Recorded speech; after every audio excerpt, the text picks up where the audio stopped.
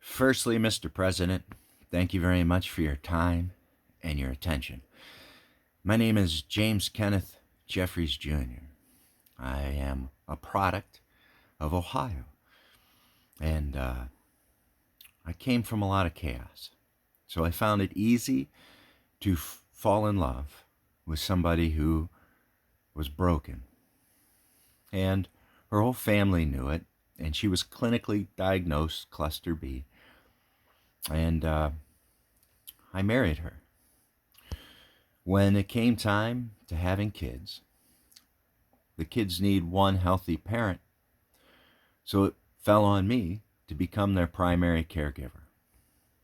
So when I was served divorce papers, my expectation was that I would be protected as not having any money, being the kid's primary caregiver, but that was not the case. Not the case at all. Repeatedly, the domestic courts simply kept violating me horribly. The first hearing, they used an antique rifle hanging on the wall as a reason to justify taking my kids. No one was ever sworn in. There was never any evidence. And then, while holding the kids hostage, they extorted evidence from me. Urine, hair samples, fingernail samples, toenail samples. And then when it was clean, I didn't get an apology and restored with my kids. I had to do it again. She abandoned the marital home. Water was shut down. Electricity was shut down. The only reason I ate was the charity of Masons. And this didn't go on for months. This went on for years. And I was filed in 2016. And in 2017, when my kids were taken, I went right to the police and asked for help. The City of Akron police did nothing. I wrote letters to the City of Akron prosecutor. I went to the Cyberling Federal Building in downtown Akron and asked the prosecutor for help. He sent me to the FBI. The FBI told me that there was nothing that they could do for me, and he'd call an 800 number, which I did on multiple occasions and was ignored. The mother of the kids bragged to the court how those kids would never see their father again. Never. And what Summit County ended up doing was following one crime with another, with another, with another.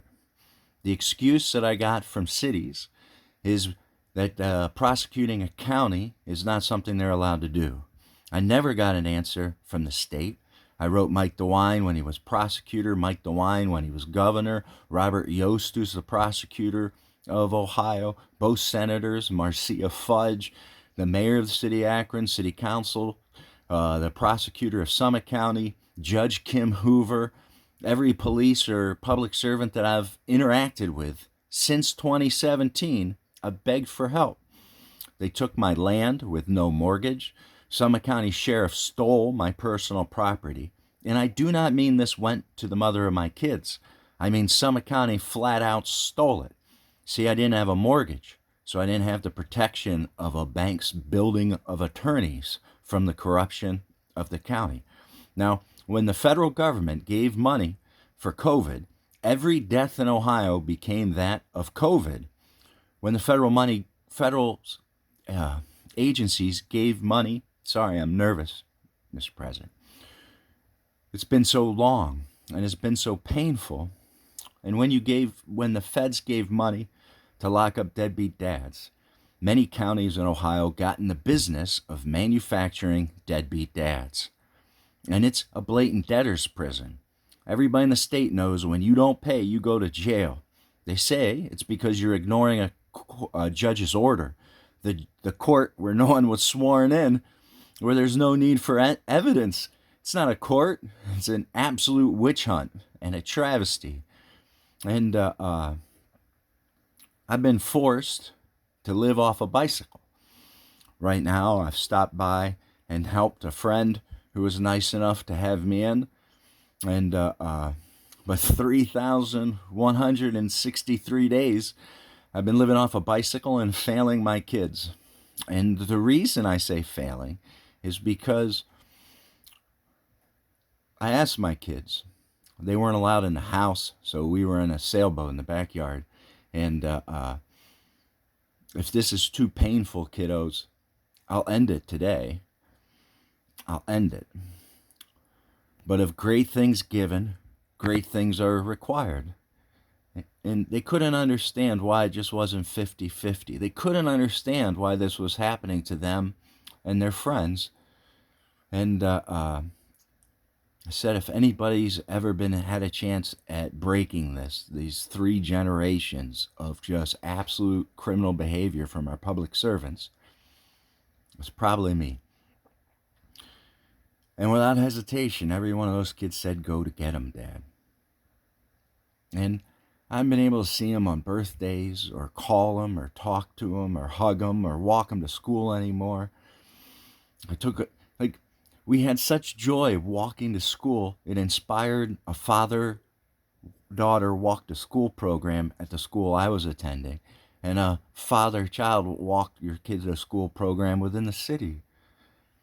I had a habit of putting in little thank you notes everywhere, in your socks or in your pocket. And so my kids carried that forward, and they'd write little notes in books and libraries, and then painted rocks to leave for strangers. And it became a very popular movement in the area. I didn't have this done to me because I was a failure as a parent. I had this done to me specifically because I was good as a parent. And after 3,160 some days, it's so very, very long, bicycling from house to house to house throughout Ohio. If I leave the state, then federal charges don't exist. If on the public servants, the state of Ohio wants to pretend that, well, if they retire and you do nothing for 2 years, well, then the statute of limitations goes.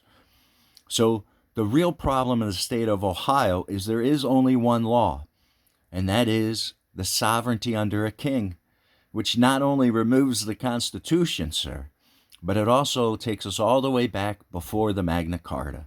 And that was not the intention of a constitution.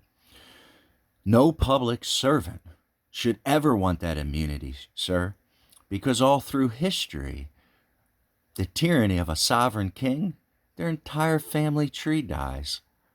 It's not until the grace of the United States Constitution and the grace of a free and brave people, we don't hold your kids accountable for the actions of the adult tyranny. There's grace. As soon as you lay down your weapons, there's grace. Yet it was precisely my American neighbors with doctorates or my American neighbors that are vets that did all these vile actions to me. Now, I prayed as a little kid to have a life like Robin Hood, and I didn't appreciate that meant you're going to live in the woods until you can learn to be happy and also to be of service. And I get tired, sir, of helping those that society has kicked out, usually in the worst of weather, but also of what drives suicide in the state of Ohio. All suicides are driven by domestic court. They account for more than 90% of all the suicides. You know what drives vet suicide in the state of Ohio? There's one commonality, one domestic court. And why wouldn't it be? You come home and find out the Constitution is dead. You have a sovereign king. My first divorce hearing, the county prosecutor took away my licensure in the state. Can't drive, can't vote. Does that sound like freedom? I own my land outright, paid for it in full in cash. And the whole idea of property taxes was the utopia of free water, free electricity, free gas. Oh, don't worry, the servant said. We'd never take your land for that. You know it's a federal crime for them to do that. Yet Summit County does it all the time. All the time. And why not? Why not? And I've heard, well, your kids will hit 18 and they'll come back to you. Sir, this pain needs to have justice. There needs to be an accountability. And there needs to be an end to this. It's destroying the foundation of the United States of America by destroying our families. You know what court moves the most amount of money? Domestic court. You know one of the top reasons people get a divorce? Money problems.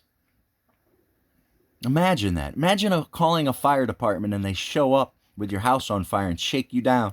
Well, we'll help you with the house, but we get to keep half of what we save. Now, these are families on fire. And our servants just illegally steal and extort everything. The best way, Mr. President, in ending this is take a state like Ohio and make an example of it. You know who needs some good press? FBI, all sorts of agencies. Agencies that were never allowed for in a constitution. Like the fella who was in charge is J. Edgar Hoover. Which constitutional thing did he defend?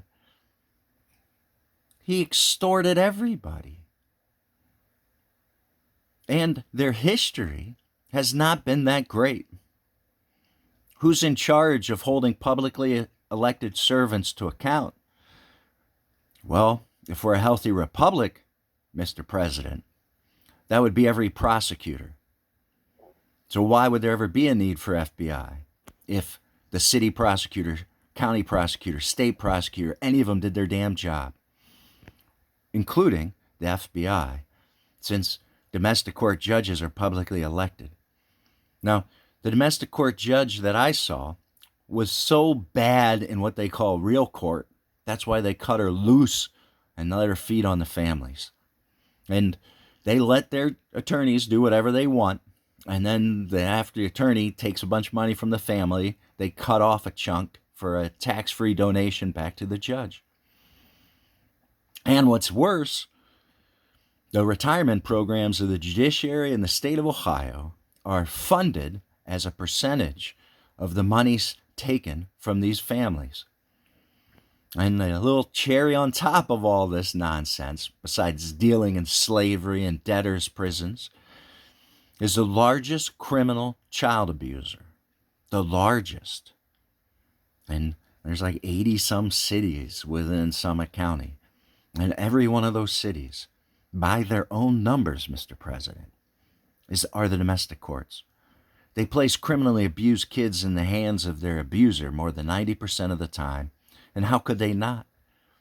Words mean nothing. State law means nothing. No one's disbarred. Nobody's arrested. The Constitution doesn't exist. The gun was the excuse to take my kids. I've spent this time giving the same things that I gave to my own family because I got two problems. One, these horrible things that are happening to me, and two, the opportunity cost of not being able to practice love every day with my kids. By being a responsible father, having my priorities straight. I take care of me, I take care of the mother of my kids, I take care of my kids, I do my job, and then I do community service. In fact, my servants have obligated me to be violent every single one of these days. What's the legal precedent for debtor's prison? It's violence. What am I supposed to do with my slave master? What am I supposed to do with a servant that wants to pretend they're above state and federal law? Like, the Constitution is quite clear. Quite.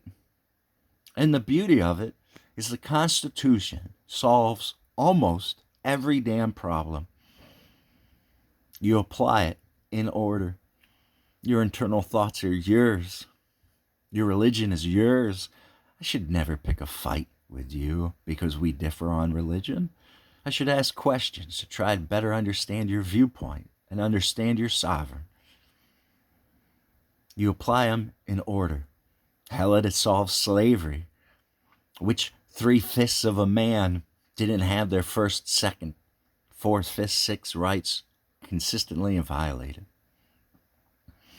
Thank you very much for your time. My kids who volunteered for this had no idea they were volunteering for this much time. And their Christmas wish, that first Christmas, was a bow and arrow so that they can learn to shoot bow with their dad, and a sailboat to sail around the world with their dad. That was Christmas of 2017. I have asked for help, close to monthly. And when the county stole everything, including hard evidence, I mailed some of it away to public servants. I figured there must be one, just one, who's willing to do their job. And that is not what I've found or experienced here in Ohio. And the other problem I've experienced in Ohio is the counties have done so many horrific acts. I've spent this time talking my neighbor out of violence. One of the more notable moments was a grandma. Imagine a corruption so profound for so long, it weaponized a grandma. Oh, I'll just shoot her the next day I see her in the grocery store. Why would you do that? Because I've watched this my whole life and it's never going to change and nobody's ever held accountable. And I'm dying of cancer and I'd like my death to have significance. Imagine having a servant steal all of this, do all these horrible things to me, and then as I speak at Rotaries and Lions and Kiwanis, I sit and talk people out of it, out of violence. The kid was executed by a bad cop or a bad county sheriff, and they didn't even get the money to bury their kid. All of this nonsense ends as soon as accountability begins. There can be no mental health devoid of accountability. Not for far too many modern women, and certainly not for our public servants. And it's wrong. And it's illegal. And it obligates anybody who's free. Like, am I even a good father, Mr. President, Donald, as a father to father? Am I a good father for not killing the abuser of my kids? Am I a good American for not ending the debtors' prisons violently?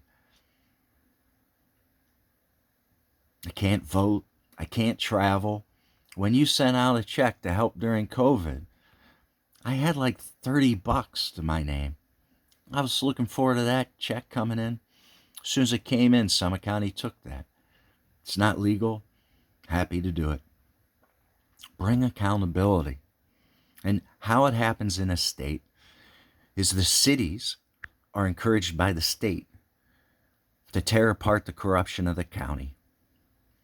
The state's one chance, and I mean one chance, to not have this end violently.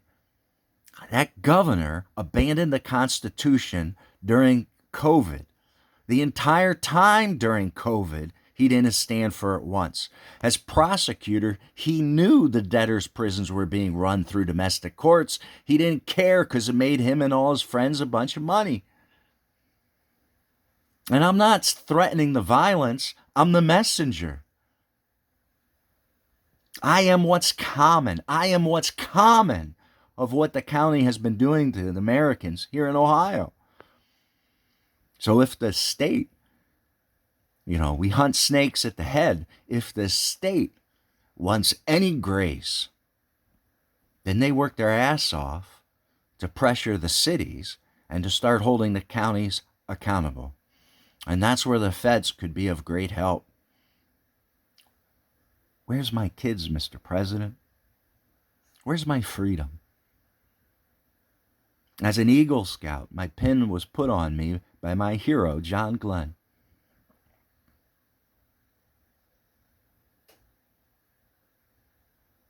$3,160 some days of failing my kids because I'm peaceful.